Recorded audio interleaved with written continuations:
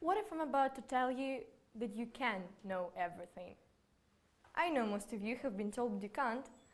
Also, I'm gonna show you why this is important. At first, because Tom Hiddleston says so. If it's not enough for you, I guess you need to listen till the end. So, clap in your hand if you hear, I'm gonna be a biologist, so I don't need math, or something similar. So I see. Actually, this is the worst statement that you could hear, because this is just an excuse not to study more. Well, let's go to modern history. In ancient times, all the knowledge that humanity had was concentrated in Greek, Egyptian, Chinese, Iranian, Indian, and Mesopotamian civilizations.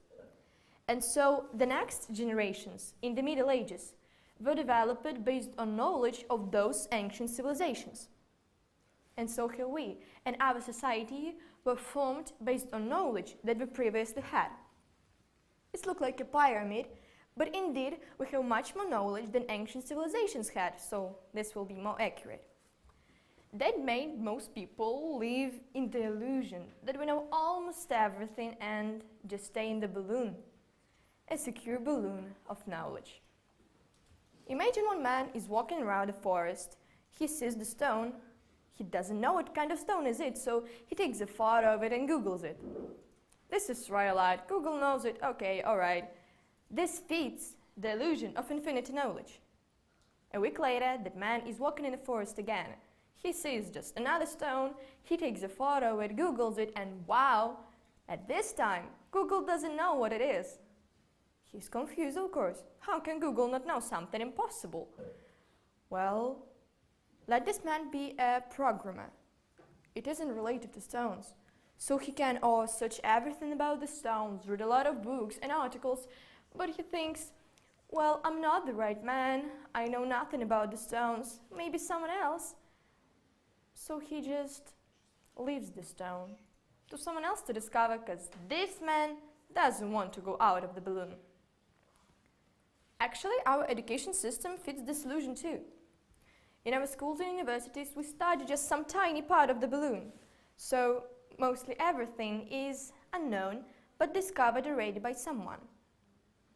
But if in schools and universities we studied all the knowledge that humanity has from all the subjects, then every step we do is now to step out of the balloon.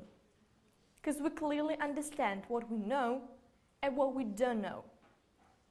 In this part you can see a potential progress, and there you can understand that humanity knows only this amount of knowledge that is. This is really sad. And only there, if you decide to discover something in the biology area, you can say, I'm a biologist, I don't need math. But to stand on the border of the balloon, you need to learn all the math from the inside.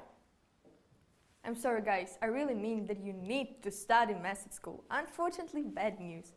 But I guess that you get it, that not only math, but philosophy, biology, chemistry, physics, sociality, politics, art, then molecular biology, height math, quantum physics, astronomy, everything that modern science knows for now. You may think this is a lot, but what we don't know is quite larger. 2 and 5 petabytes, it's 10 in 15th grade of data our brain can remember. This is obviously more than all the knowledge of humanity, so literally we are able to learn and to know everything. You know, it's not really only about the schools, but about every one of us. I came to understanding this 4 years ago. How? I just had a row with my aunt who doesn't support vaccination, and I understood everything is bad. We really need quality education. From that really moment, I was everywhere. Sport, philosophy, art, volunteering, theater, as an actor here. I made my parents give me extracurricular lessons in math, biology, chemistry, geography, not because I don't know what school gives me, but because I want to learn more. Also, I study physics, politics, foreign languages actually, by myself. This is my ideology. I want to be on the border of the balloon. I don't want to invent the bicycle, but to discover something about. Okay, I'm here not to say you that I know so many things, I cool, you suck. No, no way. I just want to explain. It needs to be done. Because who, if not we? I suggest in one a hobby, learning everything. What is good about this is that there can't be any mistakes. Like, you can lose the match, but you can't lose the lesson in YouTube, right?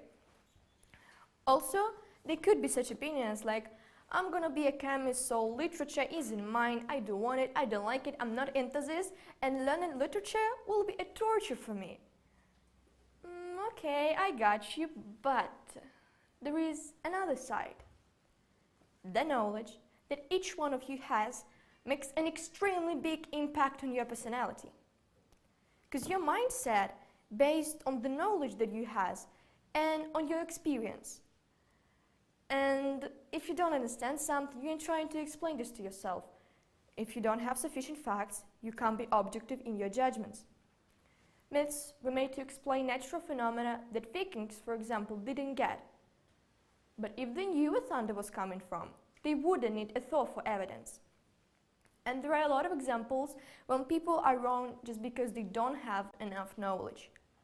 Two problems are hiding here: distrust to everyone, usually to our government, and low level of consciousness. Disrespectful, irresponsible, rude, arrogant people, they all are here. So all the knowledge that you can possibly reach will obviously be useful for you. Don't skip your chance. Actually, it's not about our schools in general, because it is about every one of us. If you don't want to study, you should develop your curiosity. I realized months ago that I have only two favorite characters from the movies of my childhood, and if in any other shows there are similar characters, they become my favorite too. This is obviously, we're looking for something similar and interesting to us. So when you start in something new and you don't have enough curiosity, just find something interesting for you in the same area. You know, in the UN's 17 Sustainable Development Goals, quality education is right there on 4th point. The first one, no poverty. The second one, zero hunger. The third one, good health and well-being. Yeah, well-developed countries could always provide developing countries, for example, with food and medical supplies. But you can provide the quality education at once, and with the knowledge, they can do their best. Maybe these people even want to use their powers, their resources, but they just don't know how. Show them, teach them, and you will see the result. And mostly every problem could be solved with quality education. Indeed, we really need to keep in mind that on knowledge that we will reach, the next generations will be formed. And what can we afford for them for now? Now, we're making a new level of pyramid. We're expanding the balloon. Just imagine what would be if our education system was better. Because now only Elon Musk is working for everyone, but it could be any one of you. Just learn more. Thank you so much for listening.